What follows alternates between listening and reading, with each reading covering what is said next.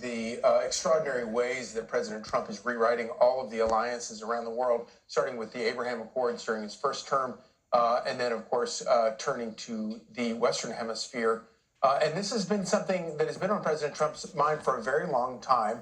And we've got a clip from back in November of 1999 talking about the issue of Cuba. And it's remarkable how dead on he was then and how much it mirrors exactly what he still thinks today. Watch this. You are going to win. And I'm going to be down here and I'm going to watch you win. I don't know what capacity I'll be. I'll either be the greatest developer in the country or the greatest president that you've had in a long time. I'm not sure.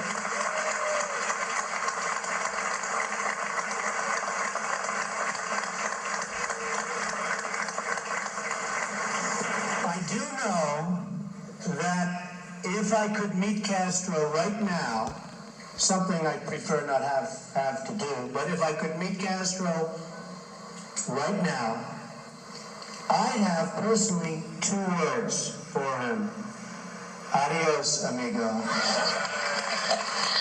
Adios, amigo. And that might happen during his term. And ironically, with a Secretary of State who is the child of Cuban exile. So, this is very personal for Marco Rubio, and something that I think President Trump would love to have as part of his legacy, the freeing of the Western Hemisphere from the clutches of communism and tyranny.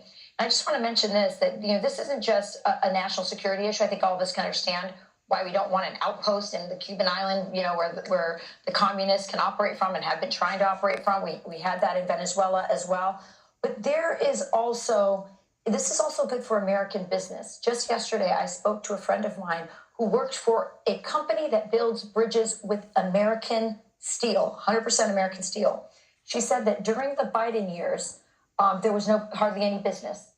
Now they can go to Latin American countries, and for the first time, our embassies, our ambassadors are not focusing on selling social justice and NGOs.